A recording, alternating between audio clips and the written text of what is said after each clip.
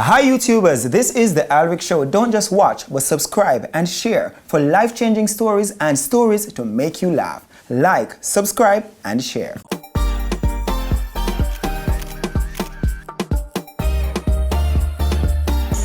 The Alric Show, inspiration, motivation, one vision, hope to one new generation.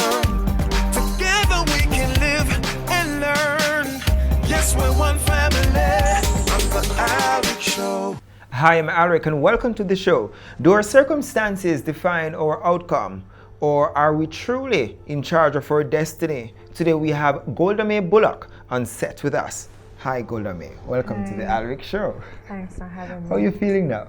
I'm alright. I'm great, actually. Yeah? Yes. When you got up this morning, what positive affirmation did you talk to yourself about? I survived yesterday. You survived yesterday. Yeah, so I can do it again today, and I can continue doing it until God decides, it's time. Why is it so important for us to do these things on a daily basis, to reassure ourselves before even somebody has tried to do it for us?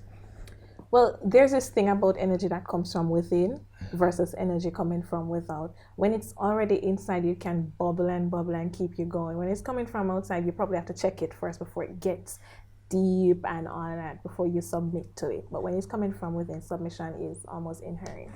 Do people sometimes stop and ask you, how do you do it? Why are you smiling? What are you happy about? Help them to understand this internal joy. Some people think I'm crazy. Let's put it that way, because I'm always laughing, or mostly. On a more serious note, yes, they do, and I try to not make it seem to them as if, this is pretense or all of those. I ensure that when I'm having my bad days, I don't necessarily pretend that it's going good. Right. I'm true to myself and try to be true to others in everything. Talking about being true to yourself, why is it so important that we're so honest with ourselves first? You don't want to be living untrue version of reality, because then when you falsely, go through your day thinking like, yeah, I'm all right, and it's really not all right, then you leave yourself open and vulnerable, susceptible even to things like mental illnesses.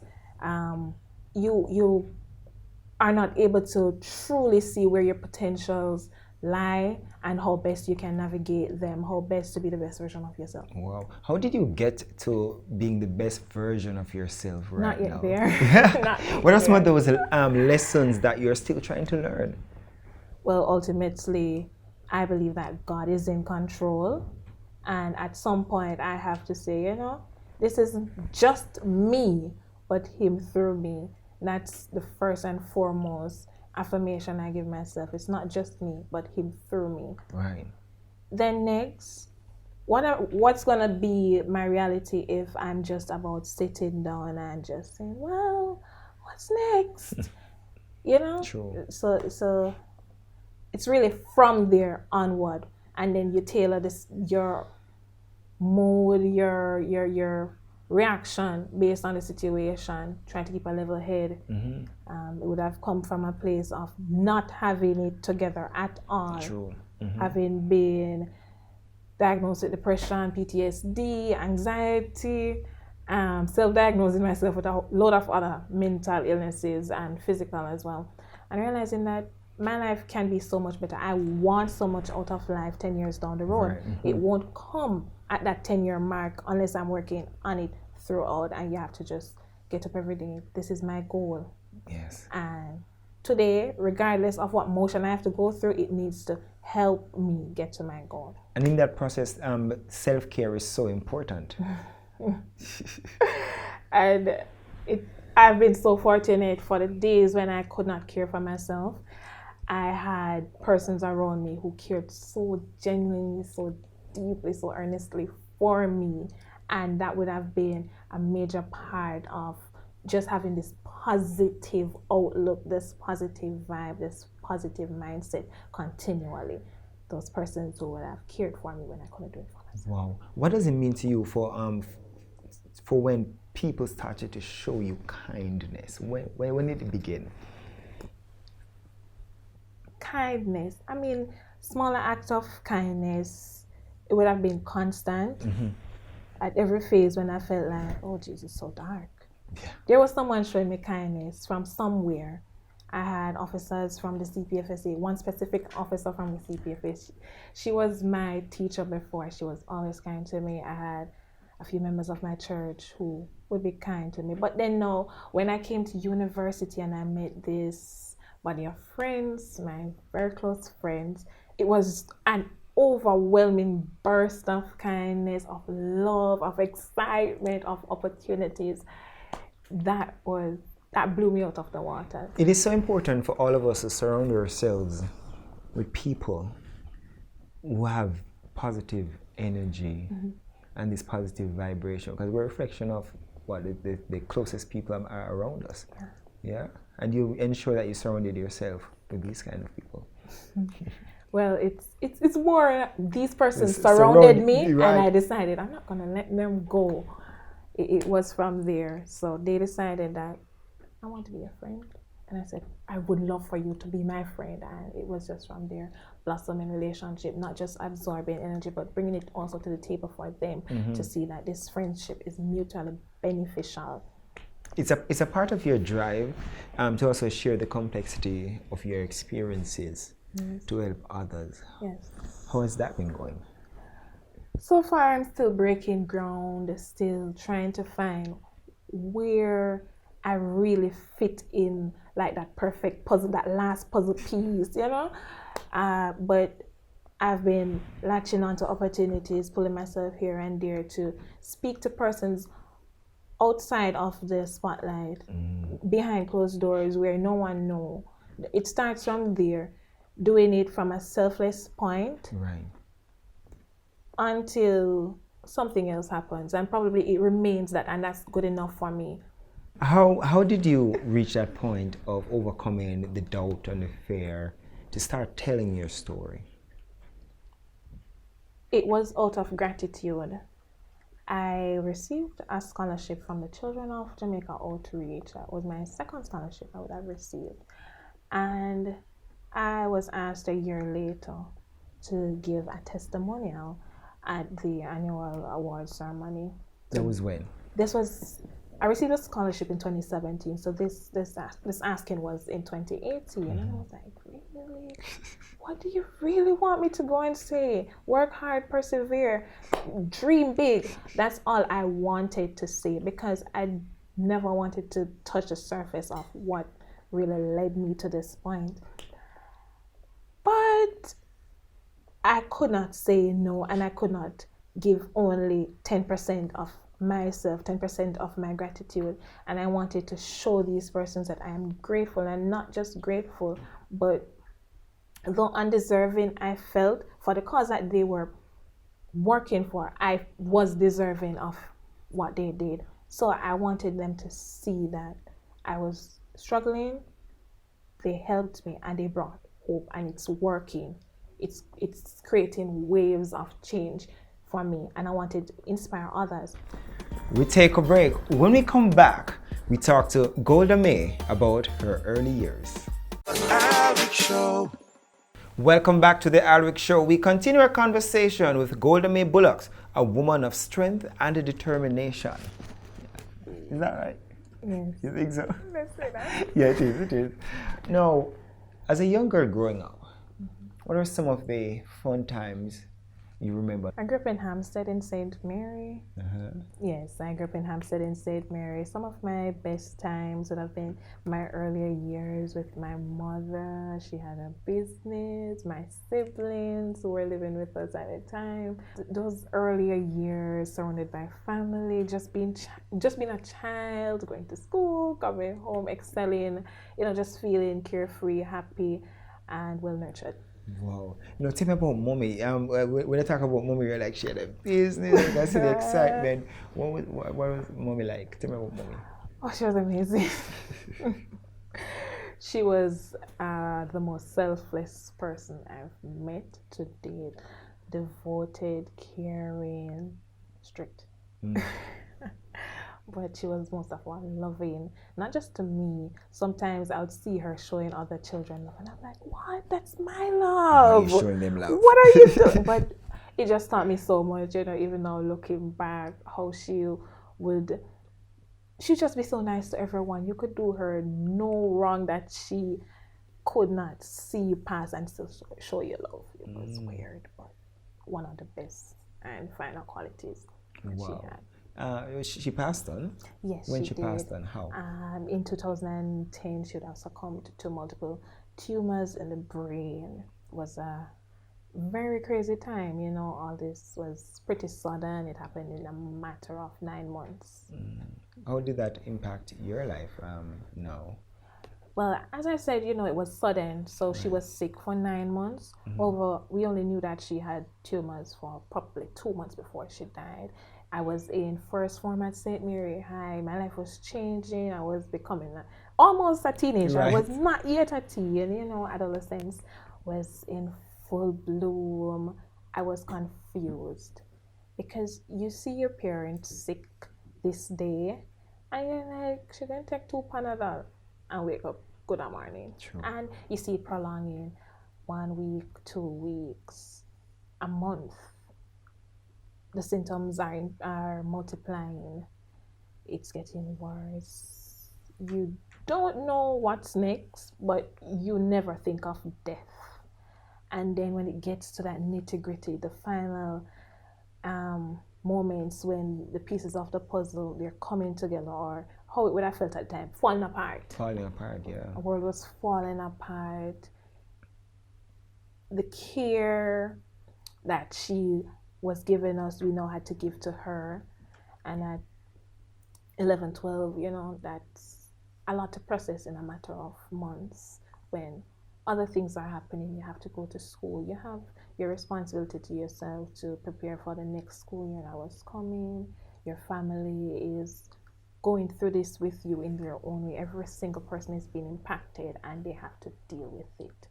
And you're trying to figure out, where do I fit in here? How do I move on from here? Will I wake up tomorrow morning and it will be a dream?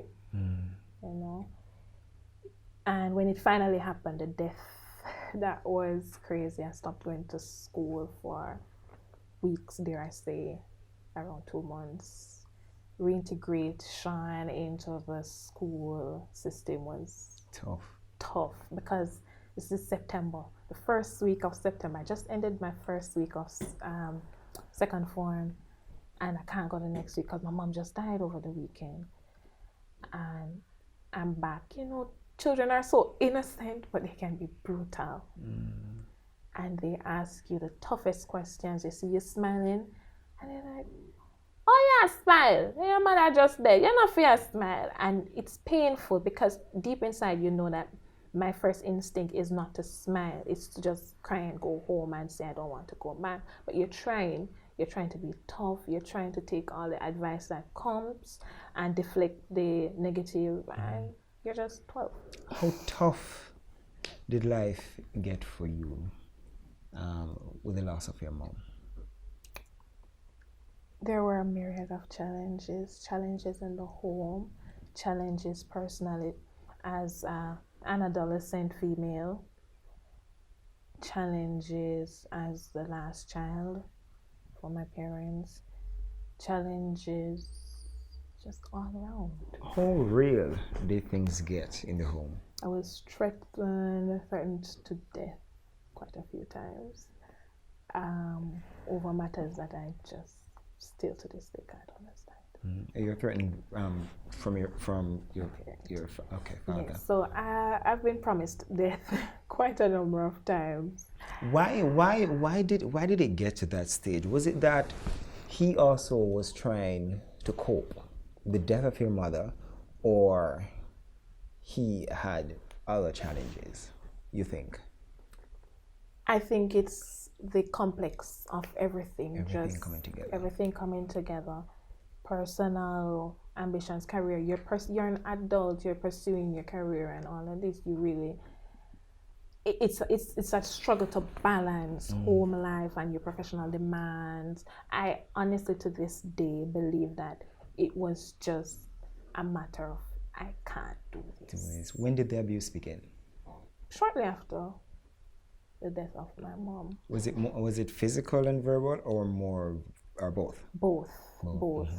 Equally weighed. Right. How did your brother deal with it? Honestly, I will not try to say that he dealt with it in this or that way, because I will tell you that a lot of my experience would have been clouded by, is this really happening? Right. So I Did you really, ask yourself why? Why me? that would be my question each day. Why? How? The how was more prominent than the why, because how did we get here? How did my life do a flip? Did you understand in those moments that this is not how a child is supposed to be treated? I knew that because I have been treated better by both parents. So I know that You said treated by both parents. Did it shock you that your father just switched? To some degree, because I mean, I was not completely oblivious to who my father was as a person or my life. It's just that my experiences would not have led me to believe that it would manifest itself in this way at this point in time.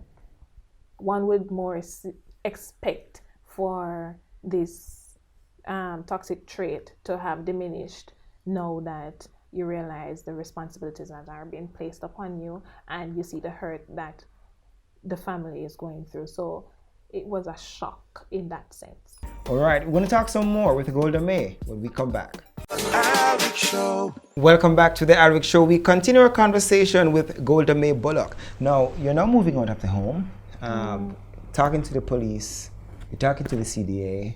What was that experience like? It was very scary, to put it in few words.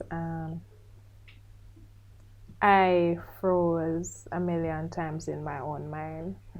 Did you have the support of any relative at all? Yes, but let's just say it's not what I thought I needed at that time. There was a lot of tension in the family because, just like me, many persons were shocked that this became a reality, and they were very vocal about it. But it was a very shocking experience. Going through this process, you're going to court with your own parent, and persons are upset. Persons are telling you that you really should not be going through with this. You should work it out. There are so many voices speaking, and you'd have already made a decision as to what you think is the best way forward for you. And before even leaving the home, the CPFSA would have pursued me numerous times, and I would have evaded them at school. Why did you evade them? Because this is my home, this is my family, and a lot of the times it's easy to just, the only thing you see when you think about the CPFSA being involved was that you're going to be removed and placed in a home. So even though you were having challenges at home, you were being abused physically and verbally, emotionally, you still wanted to hold on to your family? Yes, because in my mind, you know, all children have some points at which they're going off tangent with their family, but you had it in your mind that it will will change get better. at someday. We'll both learn how to better this relationship, myself and also my parents. When did you realize that it's not getting better? I think I knew over a period of time. It's just when the breaking point happened was when I had no choice but to leave the home. What was that breaking point? What happened? The particular incident still blurring my mind, but I remember being told that I must leave by my parents. You know, you need to leave. When you left, what was life like now for you? And where did you go? I went with my grandmother. I was there. Life for me was very uncertain. It was a tense atmosphere because my grandmother was very upset at what had now become the reality of her grandchildren's lives. And in all of this, did you love yourself? Was your self-esteem damaged? Some days I felt like I was at fault. Some days I didn't necessarily hate myself, but the situation I was in and the helplessness that I had in me. Did it get better at grandma? To some degree, yes. Of course. It got better. I was no longer being physically abused. I was now in a home where I could have conversations, even though we didn't always see eye to eye. And this was your mother's mother? Yes, this was my mother. We didn't see eye to eye all the time, but I knew that after the disagreement, we would always reconcile. I was now in an environment where I could breathe better. I mean, it was not perfect because it was not my home that I was used to in my former years, and that's all I craved. So I don't think any environment would have been perfect but that one. Even though you were out of your father's space, out of the home, did you find yourself still trying to get him out of your head? Get his voice out of your head? That was my daily struggle.